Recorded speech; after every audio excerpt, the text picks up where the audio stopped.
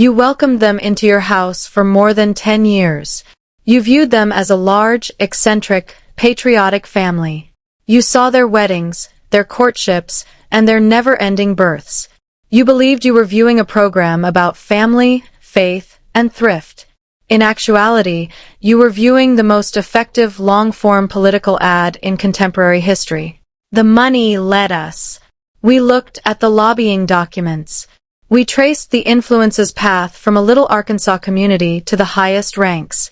You thought you were watching a show about a large, eccentric family in Washington, D.C. In reality, you were viewing a political advertising campaign aimed at creating a radical political apparatus. We're going to reveal how the Duggars used their TV celebrity to sway elections and legislation, and how it all backfired. This is Operation Head of the Table's Tale. Please take a moment to support our independent investigations before we reveal the truth about this political machine. To support this report, click the like button. Expand your audience. Additionally, make sure to ring the bell and subscribe to the Duggar Report. You won't want to miss any of the story's chapters or our next in-depth explorations of the stories that the media won't cover. We are able to go thus far because of your support. Let's start working on the prototype now. You must return to the machine's blueprint in order to comprehend it. James Robert Duggar, also known as Jim Bob, was the only person in the world before television cameras, book deals, and celebrity. He wasn't a reality TV star in 1998, either. He had a purpose as a politician. Jim Bob Duggar, who represents District 6 in the Arkansas House of Representatives, was sworn in 1999. He was simply another rookie Republican congressman to the outside world. A former auto salesman with a growing family who runs on a platform of family values and financial conservatism. However, a closer examination of the laws he supported and sponsored reveals a different kind of politician. You view the initial version of a bold social program that he would eventually pitch to the country as a whole. An act to safeguard unborn infants is HB 2549. His legislative history like a checklist for the culture war of today.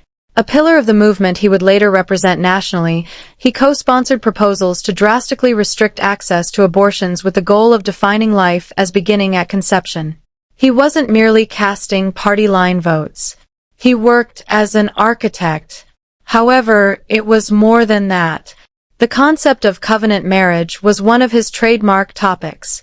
According to Dr. Vance, covenant marriage is an intriguing and telling political concept. On the surface, it's presented as a way to strengthen the institution of marriage by making divorce much more difficult to obtain. Couples choose to accept very limited grounds for divorce, such as adultery or abuse, and agree to premarital counseling. However, the important detail is that it's a legislative attempt to re-establish a specific theological definition of marriage, one that is permanent, and it's a legal framework for a religious belief that is hierarchical directly into secular law. Jim Bob wasn't just in favor of this. He was one of the state's most outspoken supporters of it, seeing it as a safeguard against what he saw as the moral decline of the country. He believed that the family wasn't just a private matter. It was the foundation of society and needed to be governed, structured, and legally protected in accordance with a very specific biblical interpretation. He also pushed legislation that made it easier for. Consider these three pillars: regulating reproduction, legally redefining marriage to make it nearly indissoluble, and removing children from secular education. This was not merely a set of conservative policies. It was a comprehensive three-pronged strategy to create a parallel society, a society that was free from state oversight and public school curricula that might include evolution, comprehensive sex education, or ideas that went against their fundamentalist worldview.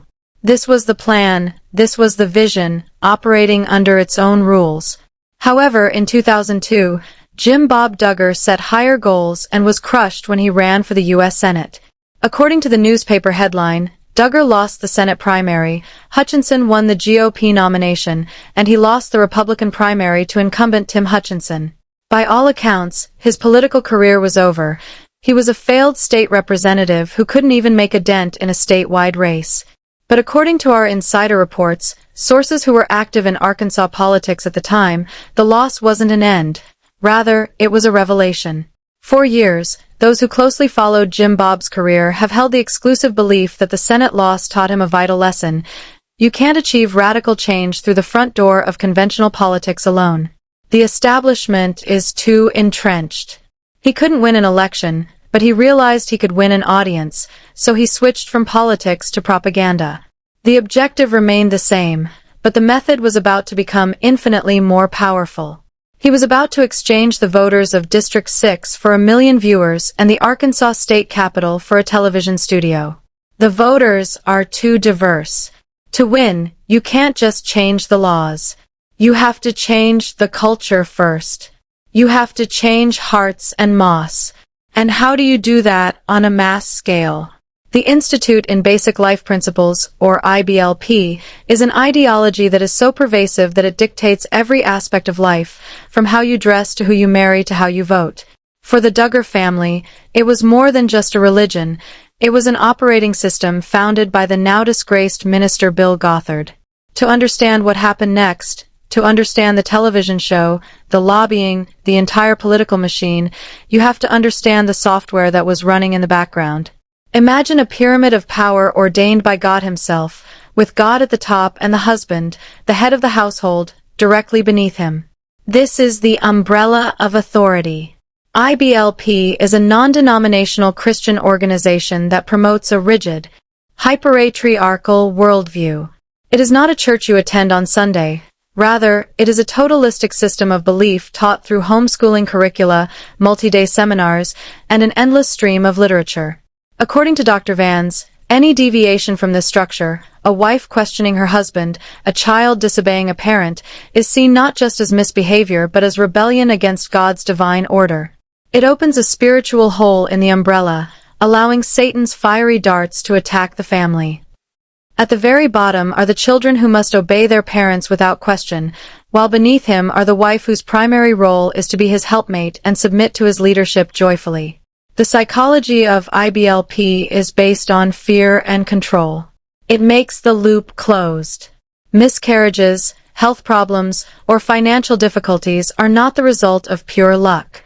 It is seen as the result of a family member withdrawing from their position of control. Was there something rebellious in the wife's mind? Was there not a child who obeyed cheerfully? Every family member is transformed by this system into a continual self-police, particularly the women and children, who are afraid of producing spiritual harm by making even the smallest mistake. The secret to the whole Duggar phenomena lies in this ideology. The girls' modest prairie-style outfits weren't merely a fashion choice. Avoiding deceiving men by arousing lust they couldn't ethically satisfy was an IBLP mandate. The wooing ritual, including chaperone dates and side embraces. That is a clear example of how IBLP teachings are meant to maintain the father's total authority over his daughter's relationships, making certain they wed a man he likes. The never-ending flood of kids. This leads us to the movement's political core. Quiverful. According to the Quiverful movement, pious Christian couples should have as many children as they can, believing that God will give them, because children are a blessing from God. Because it sees birth control as an attempt to subvert God's power, it condemns all forms of it. It seems to be about having a large, devoted family. However, remove one layer first, and you discover a long-term, highly political plan. It has to do with demographics. Outbreeding the secular world is the goal. This is a type of dominionism. Quiverful said, the secularists, the humanists, the socialists, they are not replacing themselves. We are. 100 years from now, whose children will be running this country? Ours. The conviction that Christians have a divine mandate to take charge of the media, the arts, education, society, government, and children are the foot troops in this generational cultural conflict, according to the Quiverful movement. Every youngster is a prospective politician, an activist, and a voter who will contribute to the creation of a Christian nation. This wasn't a secret from the White House to the school board. That was the whole objective. Jim Bob Duggar wasn't merely a follower, either. He was a leader. Speaking at IBLP events, delivering seminars, and promoting the curriculum, he and Michelle throughout the nation. They served as the movement's emblematic family. However, the Quiverful agenda and Gothard's doctrines were, to put it politely, extreme. Too radical for the average American. The concepts of ultimate patriarchy and using childbearing as a political weapon are difficult to understand. To help the medication take effect, they required a tablespoon of sugar. It was a Trojan horse they needed. They also received the propaganda machine in 2008. The title was 19 Kids and Counting. Additionally, it was a brilliant piece of political communication rather than a television program. TLC, It was promoted by the network that aired it as an intriguing look into the lives of an exceptionally big family. However, the network never really controlled the show. One man, Jim Bob Duggar, carefully oversaw the message, the story, and the creative control. Former crew members' insider accounts have presented a picture of a meticulously planned production rather than a documentary documenting reality. According to reports, Jim Bob had the last word over what was shot, what was omitted, and how his family was portrayed. His platform was show, and he applied it with military accuracy. It was a masterclass in normalization throughout the entire series. It repackaged their most radical IBLP and Quiverful views as oddball, wholesome, and even admirable family ideals.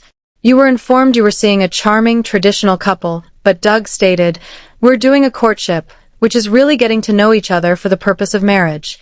It's dating with a purpose, and we're saving our first kiss for our wedding day." Method of approaching romance. In actuality, what you witnessed was an exercise of the IBLP's power. Jim Bob, the father, dominated all interactions. He gave the suitor his blessing. He established the couple's communication guidelines by frequently reading all of their text conversations. The conditions of the connection were set by him. This was portrayed in the episode as a parent guarding his daughter's heart. According to the IBLP paradigm, a father has complete authority over his daughter's body and future, giving her future husband ownership instead of him. Millions of people watched the live-action patriarchal control commercial. Do you recall the buddy system, in which the older children raised the younger ones?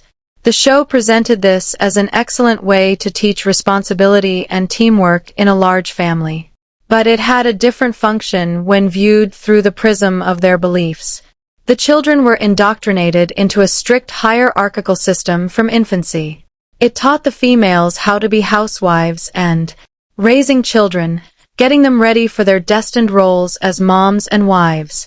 It prepared the boys for their future roles as heads of their own houses by teaching them how to supervise and administer. It served as a boot camp for the culture battle at home. Each episode contained a nuanced lesson. Homeschooling was more than just a decision about education. It discreetly branded public schools as hazardous and secular while presenting it as the best method of delivering a secure religious education. Extreme frugal living by the family, purchasing, reusing, and it took more than just sound financial judgment to save the difference. It served to support the notion that women didn't need to work outside the home by showing that a family could survive on a single male's income regardless of the number of children they had. Dr. Vance stated, "The show's genius was its unrelenting optimism. It was always smiling, always kind, always serene." Michelle Duggar's renownedly quiet, soothing voice was a kind of communication in and of itself. It conveyed a feeling of. The show sold the feeling and the ideology came attached to it. It was an emotional sales pitch. For almost 10 years, the Duggar brand became one of the most powerful forces in conservative media, the living example of the family values the Republican Party had been preaching for a long time. They claimed that peace and order came from their particular lifestyle, and it was deeply aspirational for a certain audience segment. They might not want 19 children, but they wanted that sense of calm, that sense of purpose. It was time to deploy the army. The political machine was about to be activated on the national stage, and the family would place its most trusted agent deep inside the halls. They were real, they were authentic, and they were on TV every week, beaming their message directly into the living rooms of Middle America. They had succeeded in changing the culture, or at least a significant portion of it. They had built a huge, devoted fan base that saw them as moral and spiritual leaders rather than as TV stars. Josh Duggar, the eldest son and heir apparent, was sent to lead the charge when the Duggar family made its most audacious move to date in 2010. The machine, which was built in Arkansas and made popular on television, was going federal. The announcement appeared to be simple. Josh Duggar was hired as the executive director of FFRC Action, the legislative affiliate of the Family Research Council. The media reported it as a reality star getting a job. This was not a job application. Rather, it was a strategic merger. To appreciate the significance, you must first understand what the Family Research Council, or FRC, is. The FRC is not merely a conservative think tank. It is one of the most influential and well-funded Christian lobbying groups in the nation, with an annual budget in the tens of millions, and its stated mission is to advance faith, family, and freedom in the culture and public policy from a biblical perspective. In reality, that means lobbying Congress to enact laws that reflect its fundamentalist Christian beliefs. It has been a leading opponent of abortion rights in any form, a major force in the fight against same-sex marriage, and a supporter of religious freedom laws that critics claim are intended to permit discrimination against the LGBTQ community. Its rhetoric has been so extreme that the Southern Poverty Law Center, a prominent civil rights organization, the FRC, a political powerhouse and prominent figure in the conservative ecosystem, has been designated as an anti-LGBTQ hate group by Rights Watchdog, but they hired Josh Duggar despite the fact that he had no college degree, no legislative experience other than watching his father, no background in law or policy, and was ludicrously unfit for a high-level executive position at a major lobbying firm in Washington, D.C. It was a pure power play. Tony Perkins and the FRC were given a golden ticket to Middle America, and suddenly their policy papers and dense legislative pushes had a human face, a famous, beloved, TV-friendly face. Josh could walk into a congressman's office not as some stuffy lobbyist, but as that guy from the show My Wife Loves. They were hiring him for his name. They were purchasing the Duggar brand. According to former GOP strategists, everyone in town knew what that was about. It was access and influence on a silver platter. The Duggars received institutional power, a seat at the table, and a grassroots army of millions of fans who could be activated with a single Facebook post. Jim Bob's vision, born in the Arkansas legislature, was now being pushed by a professional multi-million-dollar lobbying operation led by his own son. Josh Duggar was now the family's agent in Washington, and his job was to translate the family's brand into. Josh's role was even more specific, according to an exclusive theory based on conversations with sources active in the conservative movement at the time. He was the bridge, connecting the political elites who needed the votes of the grassroots faith-based voters who loved his family's show with the senators and congressmen he met with, spoke at rallies, and became a key figure in organizing the evangelical vote. He would attend events like the Values Voter Summit. When he spoke, he wasn't just speaking for himself. He was speaking as a Duggar, using 10 years of carefully curated family-friendly television to advance a hardline political agenda. The issues he advocated in Arkansas, the fight against marriage equality, the federal ban on abortion after 20 weeks, and bills to defund Planned Parenthood, were being amplified for a national battle. The conference was a major annual gathering organized by the FFRC. Was now completely functional. The Duggars had the IBLP's ideology, the propaganda platform from their TV show, and now, with Josh at the FFRC, the political weapon. The machine was complete, strong, influential, and seemingly unstoppable. They had successfully converted their fame on television into actual political power, and the next step was to use that power to choose a president. The wholesome army was ready to march. Useless if it remains idle. Once constructed, it must be used.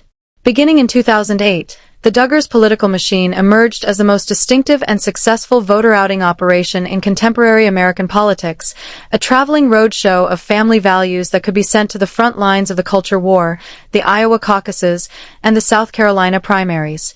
Their first significant use was for a man they knew well, a man who was governor of Arkansas when Governor Mike Huckabee, a former pastor and governor of a small state, was an underdog in the crowded 2000 Republican presidential primary and needed a way to stand out in order to connect with the crucial evangelical voting bloc that could make or break his campaign.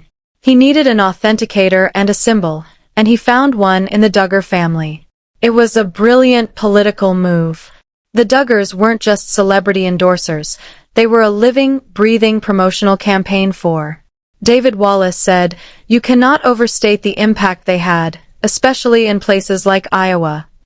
It's an abstract concept when a politician talks about family values, but it becomes real when he shows up to an event with the smiling, well-behaved 19-Urson Duggar family. They were the physical embodiment of the brand. Normally, a campaign event may attract 50 to 100 people. However, when Huckabee said the Duggars would be present, 500 people showed up. The Duggars were a spectacle, but they also received a picture, an autograph, and a lot of Mike Huckabee's political message from Jim Bob himself. Huckabee was the product being sold, and the Duggars were the ultimate Trojan horse for his campaign. Jim Bob was not merely a passive supporter, he was an active surrogate, a strong speaker who could rally the base. "We need a man who has a servant's heart, a man who will stand up for what he believes in," said Jim Bob Duggar. "For the unborn, who will stand for traditional marriage, and that man is Mike Huckabee." The kids were also involved in the campaign, distributing flyers, working the phone banks, and wooing voters. The picture was too good to resist, a horde of courteous, happy kids working non-stop for a political cause, and it broke through the cacophony of a normal campaign. Despite all odds, Huckabee won the 2008 Iowa caucuses, a victory that was largely fueled by the evangelical voters the Duggars assisted. Mobilize. They had demonstrated their efficacy, so when another social conservative took aim at the White House in 2012, he called the Duggars first. His name was Rick Santorum, and the strategy was the same, but the machine was more potent.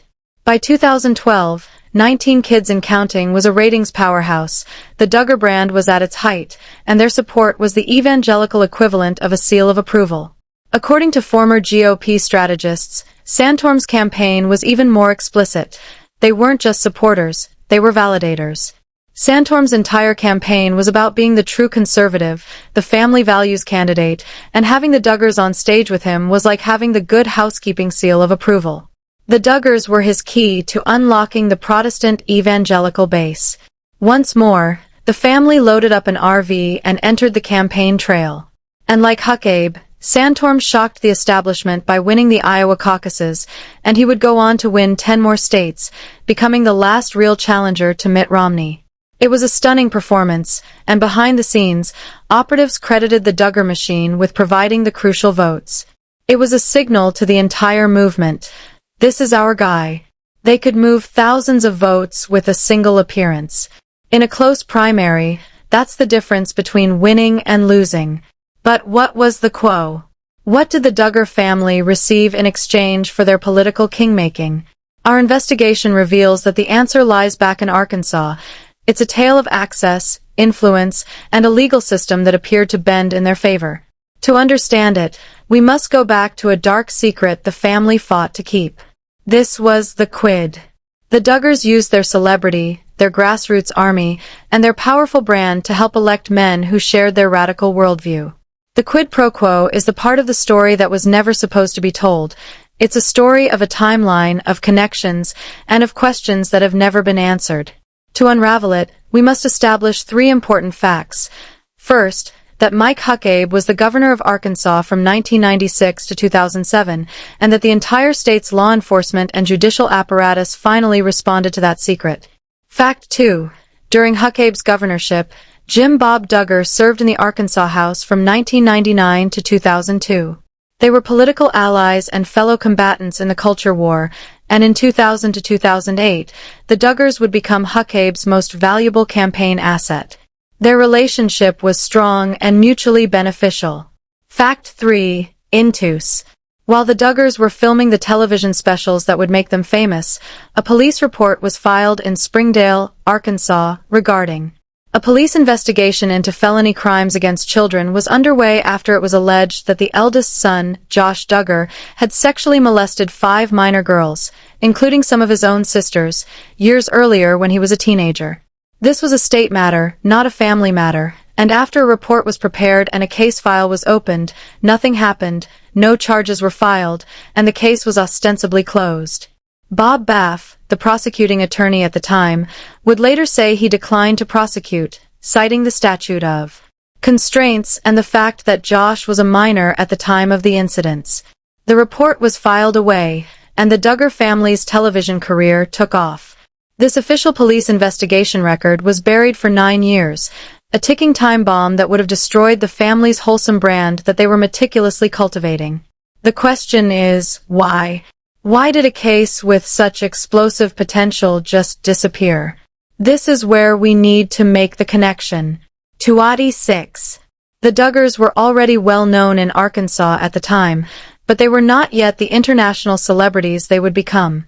Jim Bob was a former state legislator with strong ties to the conservative political circles in the state, which were headed by his friend, Governor Mike Huckabee. An exclusive theory that has been discussed by Duggar critics for years and is predicated on a careful examination of Arkansas politics at the time suggests that the family's political ties may have contributed to. Dr. Van stated, in a state like Arkansas in the mid-2000s, the conservative Christian network was incredibly tight-knit and powerful. To be clear, there is no public evidence of a direct phone call from the governor's mansion to the Springdale Police Department saying, "Kill this story." A cover-up is rarely that simple. It's often a matter of subtle influence, of shared culture, and of understanding who is one of us. It was more than just a block of votes. It was a social gathering and political environment. Everyone was acquainted with everyone. That community would have viewed the Duggars, who were close with the governor and leaders in the IBLP movement, as pillars. Others in that network might interpret an attack on them or a scandal involving them as an attack on the movement as a whole. There is a lot of pressure, both verbal and nonverbal, to manage matters internally in order to preserve the standing of the community's leaders. Take into account the viewpoint of local law enforcement and prosecutors in a conservative, fervently religious society. You get the report on your desk.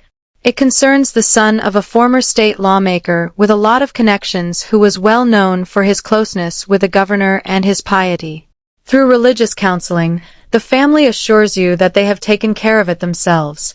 Do you pursue a case that would bring disgrace to a well-known family, humiliate your state's conservative movement, and possibly infuriate influential people, or do you accept the justification for not prosecuting and let? Does the file collect dust? This is how soft power works. There wasn't necessarily a specific illicit favor associated with the quote for the Duggars' political activities. It was reachable. It had an impact. The benefit of the doubt applied. It was a component of a system that defends itself out of instinct. According to our insider information from people who were aware of the 2015 police report leak, the reporter who broke the story had to overcome strong institutional opposition in order to obtain it. This information was not wanted by the system to come on out. Even in its early days, the Duggars had been shielded by their political apparatus. In spite of having a secret that should have barred them from all public life, it enabled them to establish their brand, start their show, and send out their army. The shield held for 9 years. They ran a Huckabee campaign. They ran an anti-Santorum campaign. As evidence of their untouchable status, Josh was installed at the Family Research Council in Washington, D.C. They were the original members of the Christian Rights. It was a humming machine. A reporter from In Touch Weekly magazine eventually obtained a copy of that long-lost 2006 police report in May 2015. The time bomb was set to go off after ticking for almost 10 years. The collapse would be complete, harsh, and quick. The collapse. On May 21, 2015, the shield broke. The 9-year-old police report was made public on the internet. The meticulously crafted picture of the ideal, moral family was immediately destroyed. The center of the abuse was not the only part of the narrative. The cover-up lasted for 9 years. It was hypocritical. It was discovered that the family that positioned itself as America's moral compass was concealing a sinister and unsettling truth. The political repercussions were disastrous and swift. Overnight, Josh Duggar, the executive director of FFRC Action and the family's agent in Washington, turned radioactive. The group that had enthusiastically combined its name with the Duggars, the Family Research Council, now hurried to distance on its own. In shame, Josh Duggar resigned. In a statement, the FFRC described his actions as abhorrent. The mutually beneficial partnership was broken off. In Washington, D.C., the Duggars had disarmed their political weapon. According to a former GOP strategist, it was a total and utter meltdown. Your reputation and your capacity to support or undermine a politician determine your worth in Washington, D.C. The Duggar name went from being a political ticket to becoming poison overnight. Any politician who had joined them in a photo shoot, who had embraced their support, was now being bombarded by inquiries from the media. When did you find out what you knew? They became liabilities instead of kingmakers. Everyone fled to the hills. Both Rick Santorum and Mike Huckabee, who were getting ready to run for president in 2016, had to defend their most well-known backers. They made expressions of forgiveness and sympathy. However, the political harm was already done. Politically, the wholesome army was suddenly a minefield. Now their support was poisonous. TLC. 19 Children and Counting were cancelled by the network that had been airing Duggar propaganda for 7 years. The platform had vanished. The machine's main engine had been turned off. The implosion, however, had not ended. A second scandal broke out in August 2015, just a few months later. The Ashley Madison Affair matchmaking website's user data was made public by hackers. Josh Duggar's paid account was listed among the clients. The man who had established himself as a Family Research Council professional fighting had been paying to cheat on his wife because he believed that marriage was sacred. The second scandal was a joke if the first was a tragedy. It solidified the story of inexcusable hypocrisy. This proved to be the last straw for the political apparatus. There was no turning back. The family withdrew from the spotlight. With Counting On, a spin-off program that emphasized the married daughters and conspicuously left Josh out, they tried to rebrand. It appeared for a few years that they might be able to keep some of their media empire in order to run a smaller, a more silent model of the device. But it was too deeply rotted. The entire Duggar enterprise was built on the conviction that they were morally superior and that they perfectly followed the laws they advocated. Now that foundation was gone. The reckoning followed. Josh Duggar's vehicle yard was raided by federal authorities from Homeland Security investigations in November 2019. The family said it was a hearsay and rejected it. However, they were lying. A federal probe continued in secrecy for a year and a half. Next, the last unrecoverable implosion happened on April 29, 2021. Federal marshals apprehended Josh Duggar. His past had nothing to do with the charge. It was for receiving and having materials that were sexually abusive to children. There was no way to spin this scandal. This could not be considered a childish error. This was a federal offense of the worst kind. Josh Duggar was convicted on December 21st following a trial that lasted a week. Later on, he received a term of over 12 years in federal prison. Now, the name Duggar was irrevocably and permanently connected to the most serious forms of criminal activity. The brand was a biohazard in addition to being harmful. The final traces of their political power vanished. A Duggar and a politician would never again take the same stage. No conservative group would ask for their support. Their TV program was permanently cancelled. The apparatus, which had been established over 20 years through high-level lobbying, reality TV, and state politics, had been totally destroyed. A federal penitentiary housed the agent they had dispatched to Washington. The The harmless brand they had sold the world turned out to be a terrifying fabrication, and the army they had sent to Iowa was disbanded. The head of the table operation had not succeeded. There is more to the tale of the Duggar political machine than just one family. This is a case study. It serves as a warning. It serves as a model for how to totally blur the distinction between political propaganda and enjoyment. They adopted the IBLP's patriarchal domination, a radical fringe ideology, and the demographic warfare of the Quiverful movement, and they used reality television, a welcoming and easily accessible medium, to launder it. They marketed it to Americans as a set of moral family principles rather than a political goal. Their portrayal was one of a flawless, harmonious family run by a kind father. And for more than 10 years, a sizable section of the populace and the political establishment that depends on their support fully supported it.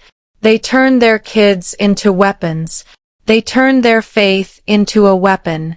They turned your TV into a weapon. Screen. The objective was always political. The goal remained constant from Josh's lobbying efforts in Washington, D.C., to Jim Bob's initial measures in the Arkansas House. To transform America in their own way and enshrine their dangerous, inflexible, and particular view of the Bible in secular law. Ultimately, neither a political foe nor a competing philosophy was able to dismantle the machine. It ate itself up. The family's own downfall was caused by the duplicity and evil they so valiantly attempted to conceal. The individual they. The agent they sent to the Capitol, who was being prepared to be the heir, ended up being the one responsible for their demise. Although the Duggar Empire is no longer in existence, the tactic they invented is more often used than before. The concept of deploying a carefully crafted public persona to further a political agenda has become the norm in an era of influencers, social media, and personality-driven politics. The pioneers were the Duggars. To support a political movement, they offered America a fictionalized picture of the ideal family. Additionally, the remains of fiction is a sharp reminder of that. Always ask questions, especially when someone is smiling while selling you anything. The propaganda that you aren't even aware of is the most powerful. In a media environment where notoriety equates to influence, we are left with a crucial question regarding the world they contributed to. Where is the boundary drawn? Do you think reality TV stars have an unfair advantage in influencing public policy because of their fame, or should they be permitted to utilize their platform to advance a political agenda? Public perception? Leave a comment below with your opinions.